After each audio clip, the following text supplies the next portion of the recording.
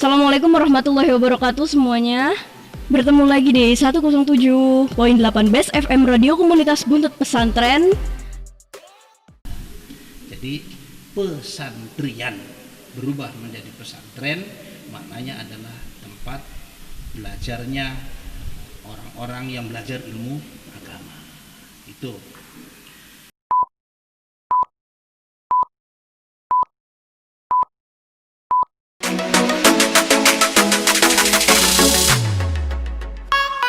Assalamualaikum warahmatullahi wabarakatuh. Kembali lagi di 107.8 Best FM Radio Komunitas Buntut Pesantren Cirebon. Apa kabar semuanya di siang yang cerah ini? Semoga teman-teman semua diberikan kesehatan yang baik walaupun pandemi masih belum mereda, tapi semoga kita tetap stay safe atau kita tetap sehat dan selamat. Oke. Dengan saya lagi tentunya, dan kali ini saya dengan Kiai Haji Ahmad Syaufiq selaku pemateri dari kepesantrenan dan ke-NU-an, yang mana mungkin akan memaparkan beberapa perihal kepesantrenan dan ke-NU-an.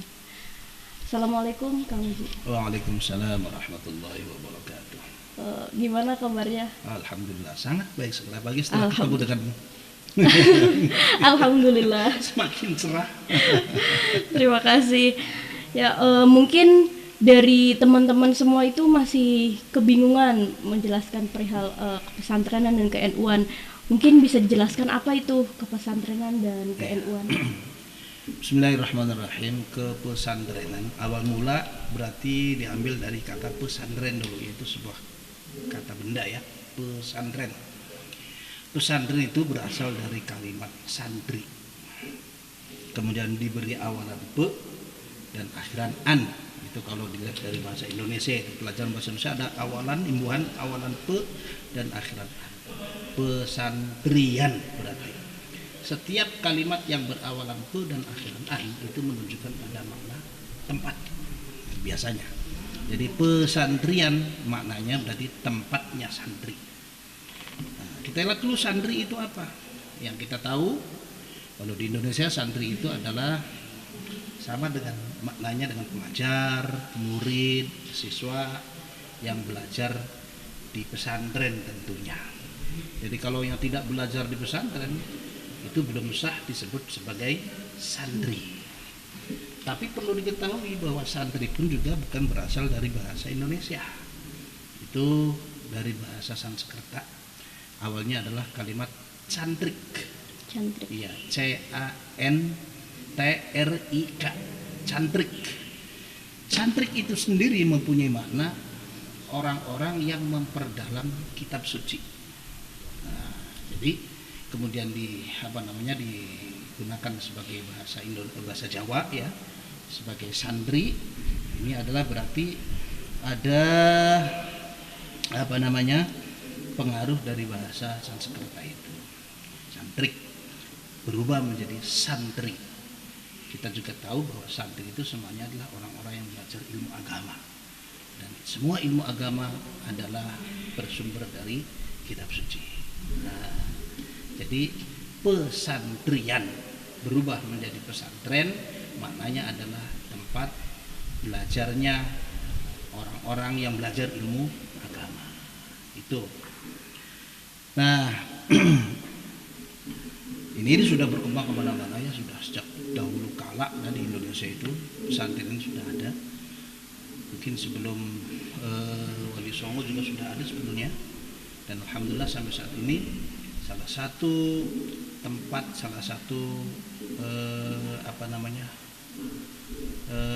kuatnya faktor kekuatan Islam di Indonesia itu adalah karena ada pesantren itu ya.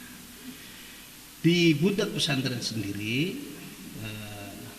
sudah menjadi sebuah nama. Kalau Buntut Pesantren itu secara umum pesantren ini memang banyak, kita sudah tahu semua ada pesantren ya dengan nama-nama Arab rata-rata, karena memang di sana rata-rata itu pesantren ini ya identiknya adalah dengan pendidikan agama Islam.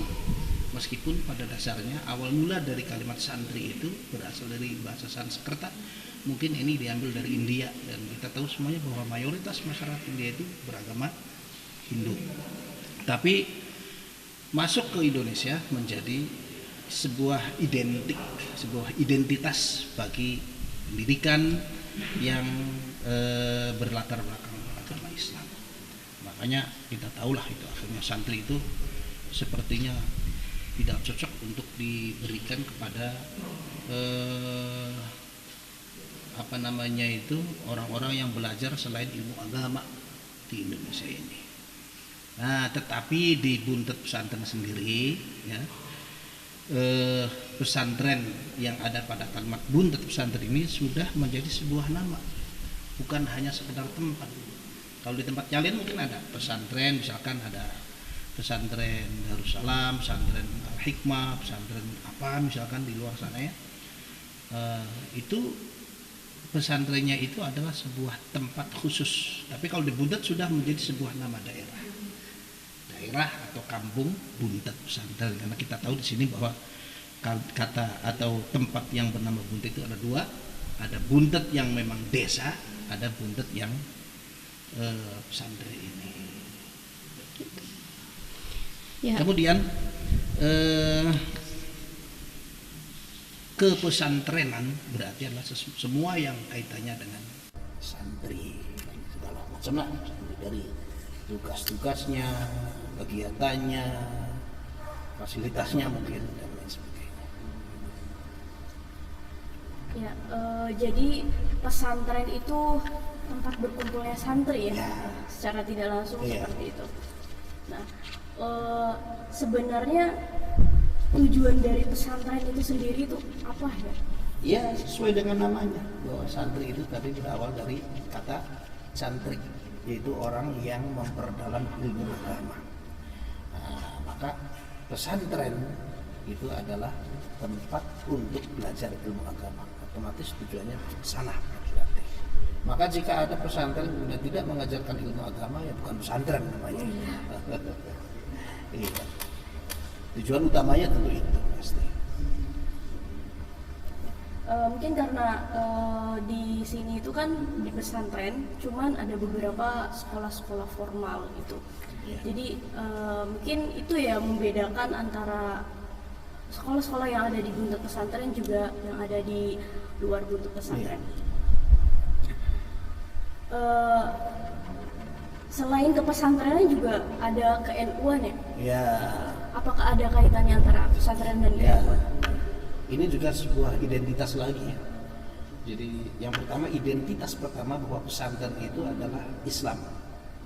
Identiknya adalah dengan Islam. Makanya nama-nama pesantren di Indonesia, di Jawa dan Indonesia secara umum itu pasti semuanya menggunakan bahasa Arab. Karena kalau Arab itu biasanya identiknya juga dengan Islam juga. Jadi orang-orang yang berbau-bau agama dari bahasanya itu dikiranya itu Islam, meskipun memang tidak semuanya. Tapi kita tahu bahwa bahasa dalam Al-Quran itu menggunakan bahasa Arab, ya otomatis pesantren ini juga menggunakan bahasa Arab semuanya, seperti yang tadi saya katakan. Tapi di Indonesia pun juga ada sebuah identitas yang lain, bahwa ternyata pesantren pun juga mayoritas itu adalah NU. Karena dulu seperti yang tadi saya katakan, awal mula pesantren ada itu sebelum Wali Songo dan dilanjutkan oleh Wali Songo.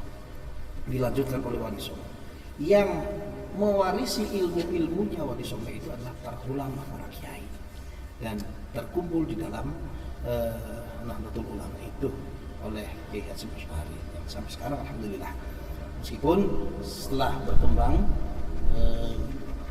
semakin maju, maka pesantren itu juga tidak hanya didominasi atau dimiliki ya, oleh orang-orang NU saja. Ada pula pesantren yang lain ya, dari organisasi yang lain, Muhammadiyah, Persis juga ada dan lain sebagainya. Tapi mayoritas memang karena mungkin karena memang NU adalah organisasi yang terbesar di Indonesia yang jumlah pengikutnya bahkan banyak, maka pesantren yang ada di Indonesia pun mayoritas adalah NU. tentunya di pesantren itu juga diajarkan tentang apa itu NU, NU-an dan sebagainya. Jadi memang ada kaitannya antara pesantren dan juga Khususnya Buntet. Buntet. Memang Buntet ini salah satu pesantren yang bersama-sama dengan Dr. Kiai Hasyim Asy'ari membuka mendirikan Nahdlatul Ulama. Tahu Kiai Pas ya, kemudian Kiai Sepuh pada saat itu bersama-sama berjuang dengan Hadratus Syekh Kiai Hasyim Asy'ari. Jadi pasti Buntet NU, namanya juga mulai dari MI Madrasah Ibtidaiyah Nahdlatul Ulama, MTS Madrasah Tsanawiyah Nahdlatul Ulama 1, 2 dan Putri. Kemudian ada Madrasah Aliyah Nahdlatul Ulama Putra Putri. Nah, sekolah yang paling bontot, paling bungsu adalah SMK. Tetap karena kita ini adalah NU, maka label NU tetap disertakan di sana. Sekolah menengah kejuruan Nahdlatul Ulama. Setahu saya di Indonesia itu kan banyak sekali pesantren ya. Iya. Banyak sekali pesantren. Nah, Buntet itu kan salah satu pesantren tertua ya di Indonesia. Kelebihan Buntet sendiri itu apa dibanding pondok-pondok pesantren yang lainnya di Indonesia? Saya kira kalau saya bicara tentang kelebihan Buntet, ini sepertinya kurang objektif juga. Karena saya orang Buntetnya. Mungkin yang bisa menilai kekurangan dan kelebihannya itu adalah orang lain sebetulnya. Kekurangannya kita jadikan sebagai pemicu juga supaya kita lebih baik lagi. Kemudian kelebihannya pun juga dijadikan sebagai agar kita bisa tetap mempertahankan kebaikan. Akan tetapi salah satu yang paling saya katakanlah bisa saya sampaikan kepada para wali santri yang akan memondokkan anaknya di pesantren, mungkin ada beberapa pilihan di Buntet. Seperti ini adalah pesantren yang kombinasi ya, ada mengajarkan kitab-kitab kuning, biasa disebut kitab salaf, kitab kholaf juga ada, pendidikan juga ada, pendidikan salaf, yaitu yang tadi mengajarkan kitab kuning itu tadi, yang ada di asrama-asrama atau pondok-pondok yang berada di lingkungan pondok pesantren itu, yang semuanya terdiri dari 59 pondok. Nah, di sana diajarkan ilmu agama dengan menggunakan kitab kuning. Ada nahwu, ada shorof, fikih, tauhid, usul fikih, istilah hadis, mantiknya juga ada, balaghah juga sama ada. Tapi juga tidak meninggalkan pendidikan formal dari mulai TK, MI ada 2 putra putri, MTS ada 3. Putra 1, putra 2 dan putri. Kemudian tingkat SMA ada 3 juga, mana putra, mana putri, dan SMK. Nah, ada perguruan tinggi ada Akbar, ada STIT, ini yang paling bagus, STIT. Dan insya Allah nanti ke depan kita juga akan mendirikan PKBM ya, yaitu pendidikan non formal yang jalurnya nanti paket B, paket C. Jadi insya Allah mudah-mudahan ke depan semakin lengkap. Saya kira kalau saya bicara tentang kelebihan pesantren kurang objektif juga. Jadi tanyakan pada orang lain apa sih sebetulnya kelebihannya. Mungkin yang bisa saya sampaikan kepada kalau wali santri, biasanya saya itu kalau menyampaikan tentang kelebihannya Buntet itu, salah satu diantaranya adalah bahwa saya juga sering menyampaikan juga kepada santri, tujuan utamanya supaya termotivasi, dia bisa belajar di sini dengan tekun. Salah satu diantaranya adalah bahwa kalian para santri di tempat kalian di sana, di kampung-kampung halaman kalian, setelah kalian masuk ke Buntet pesantren ini, di sana sudah punya tempat. Di sana sudah ditempatkan. Jadi nggak usah cari tempat, nggak usah cari kursi lagi saya katakan. Karena nanti kamu pulang ke kampung halaman kalian nanti sudah ada tempat dan ternyata alhamdulillah seperti itu. Sehingga alumninya boleh dikatakan, saya perhatikan bahwa ini orang ini pada saat ngaji itu sebetulnya kemampuannya biasa-biasa saja, ya tidak mempunyai kelebihan apa-apa lah. Tapi ketika pulang ke kampung, kau menjadi seorang yang dihormati, menjadi seorang tokoh gitu. Makanya yang saya tekankan kepada para santri, mumpung tempat ini kita ini sudah punya, nggak perlu kita cari-cari tempat lagi, maka isilah diri kamu sendiri, hati kamu, otak kamu dengan ilmu pengetahuan, agar nanti ketika kamu ditempatkan di sana, kamu sudah siap segala-galanya dengan ilmu pendidikan, dengan keterampilan, dengan ilmu agama yang mumpuni, dengan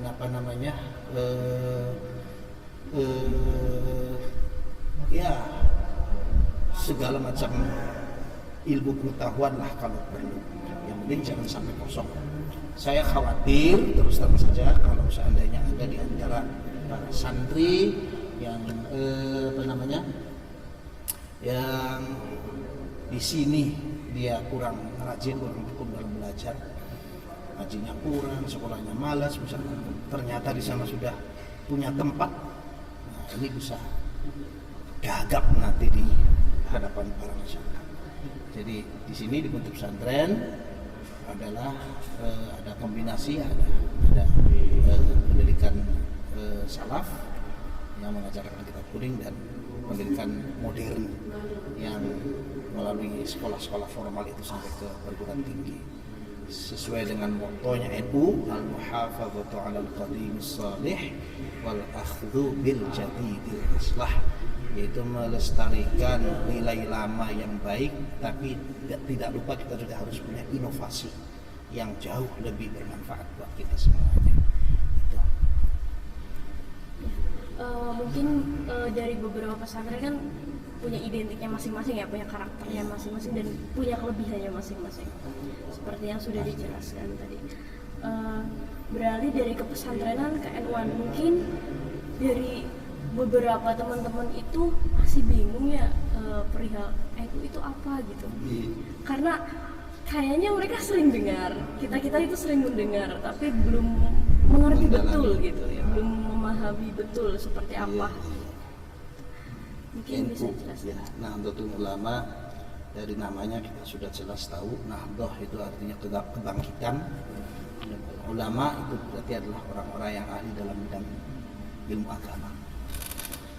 Dalam ayat Al-Quran, innama yakhsyallaha min ibadil ulama, bahwa orang-orang yang takut kepada Allah Subhanahu wa Ta'ala adalah ulama, atau hanya ulama, atau ulama itu hanya takut kepada Allah Subhanahu wa Ta'ala. Siapa ulama? Yaitu orang-orang yang mengetahui, memahami ilmu agama. Nah, Nahdlatul Ulama ini didirikan oleh Kiai Hasyim Asy'ari, kita tahu semuanya, Hadratul Syekh, yaitu pada tahun 1946. Nah, ini termasuk bukan termasuk ya, jadi satu-satunya organisasi agama yang terbesar di Indonesia, bahkan mungkin juga terbesar di dunia agama Islam, karena jumlahnya itu hampir ratusan juta lah. Meskipun mereka secara tercatat mungkin bisa jadi tidak semuanya, tetapi banyak sekali orang-orang Indonesia yang beramal sesuai dengan amaliyah Nahdlatul Ulama. Karena memang Nahdlatul Ulama itu adalah salah satu organisasi yang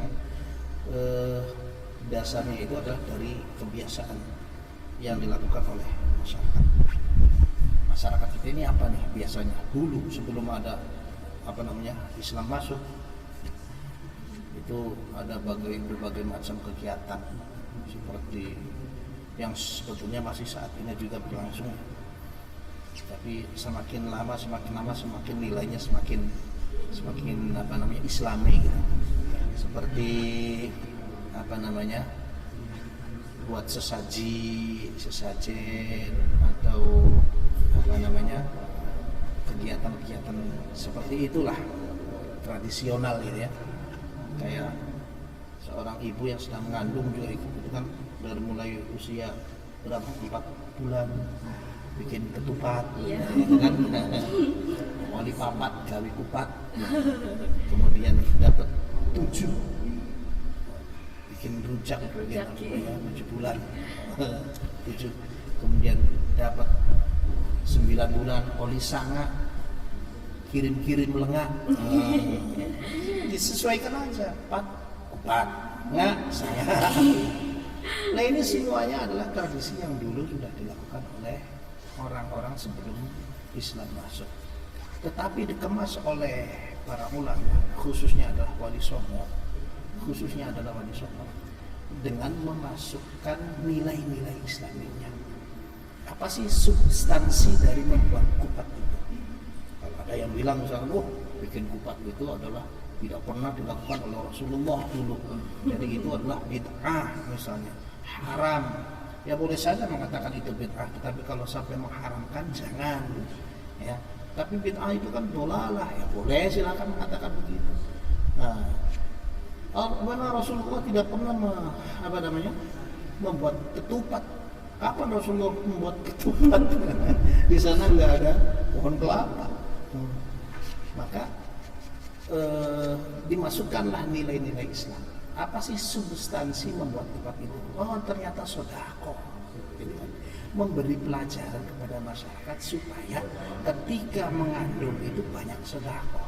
Sedekahnya pakai apa? Terserah mau pakai apa saja.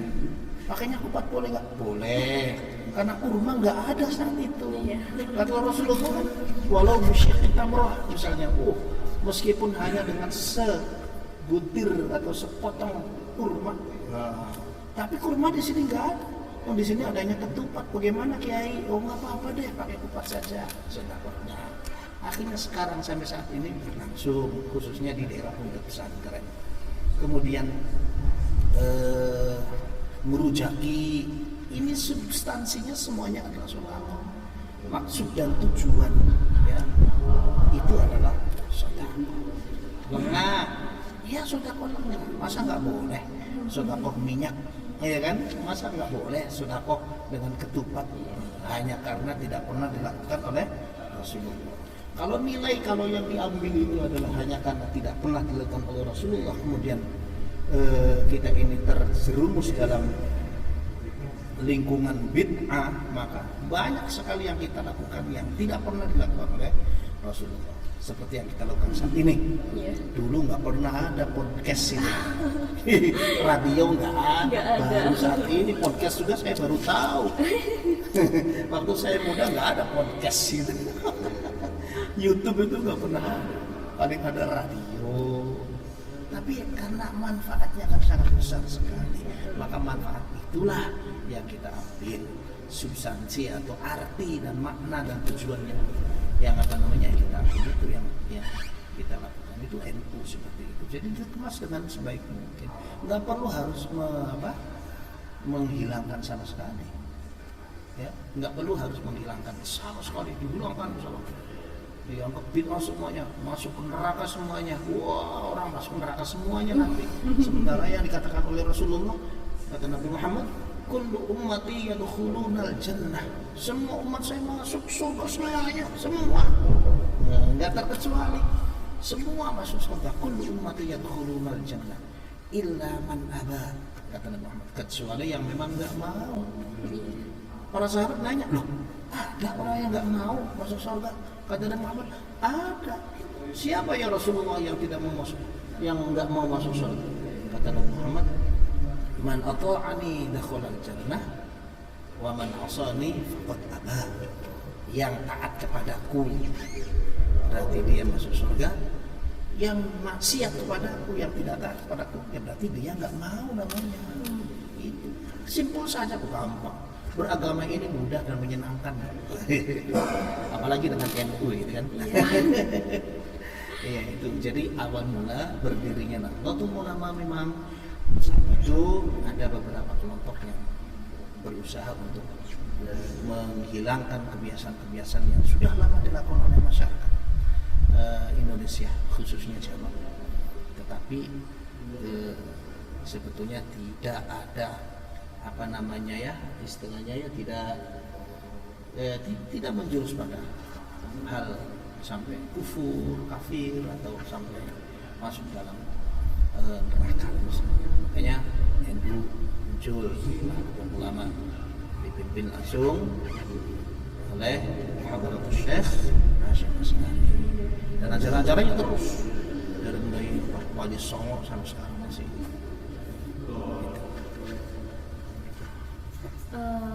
Setahu saya itu kan kalau misalkan yang seperti NU seperti apa ya bahasanya, aliran atau apa gitu kan, itu banyak ya tadi yang sudah disebutkan juga seperti Persis atau Muhammadiyah. Nah kalau NU sendiri itu tujuannya ada NU itu apa? Ya, salah satu tujuannya diantaranya adalah memurnikan ajaran Islam tentunya.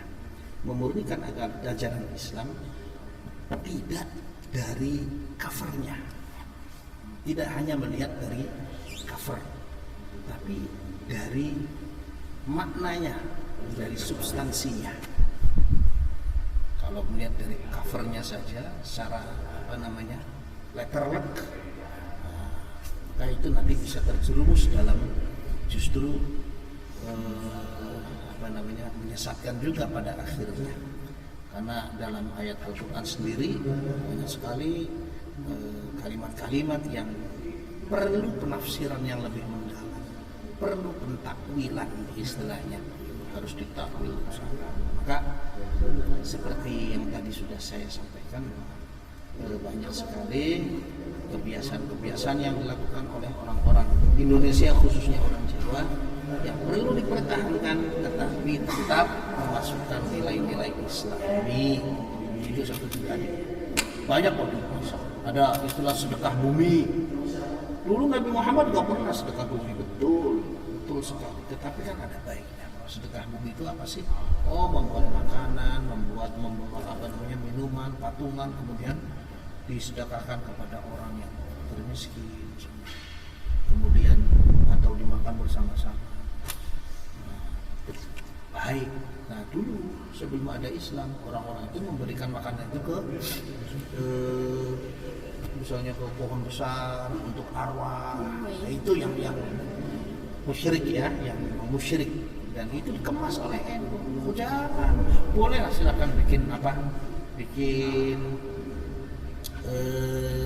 makanan atau sesaji istilahnya. Apalagi sesajinya misalnya ada ketupat, ada makanan-makanan tradisional, ada misalnya daging ayam, misalnya ayam panggang dan sebagainya. Boleh kamu letakkan situ di bawah di pohon, kemudian dimakan sendiri-sendiri. Akhirnya nggak apa-apa kalau dimakan sendiri-sendiri, kan lebih enak, kenyang sendiri daripada buat pohon. Betul. NU itu seperti itu. Pada akhirnya sekarang alhamdulillah tradisi itu tetap masih berlangsung, tetapi niatnya, kemudian juga arti maknanya yang dilakukan oleh masyarakat itu tujuannya itu baik. Kan kata Rasulullah itu apa? Dalam hadis Nabi, innamal a'malu binniyat, bahwa semua amal perbuatan itu adalah tergantung daripada niat kita ini. Oh, niatnya baik, asal perbuatannya baik, tidak. Intinya kalau Islam itu tidak merugikan orang lain dan tidak merugikan diri sendiri. Itu intinya, inti agama Islam itu tidak merugikan orang lain, tidak merugikan diri sendiri. Nah, selama tidak merugikan orang lain dan diri sendiri, kemudian punya niat yang baik, maka itu baik. Banyak sekali amal-amal perbuatan kita yang kita lakukan yang sebetulnya kelihatannya sepele, tetapi karena niatnya baik, maka justru menjadi ibadah. Contoh, makan itu nggak dapat pahala, biasa aja makan. Malah kalau kelebihan cenderung haram. Kan kulu washrabu wala tusrifu. Tapi kalau niatnya baik, wah saya makan sekarang ini buat apa sih? Kan puasa, buka puasa misalnya, atau sahur supaya puasanya supaya puasanya kuat misalnya. Nah ini berarti baik makan itu. Tapi kalau makannya hanya sekedar makan saja sampai kelebihan, itu justru menjadi dosa. Ada juga amal yang kelihatannya baik tapi niatnya kurang baik, ya nggak jadi baik juga.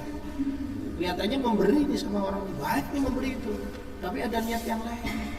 Apa misalnya? Nih saya kasih uang ya 100.000 rupiah, tapi jangan lupa pilih saya misalnya pada saat pilkada misalnya. Nah ini saya kira nggak baik juga. tidak bernilai ibadah pada akhirnya. Jadi keterkaitan antara kepesantrenan dan ke-NU itu sangat erat sekali.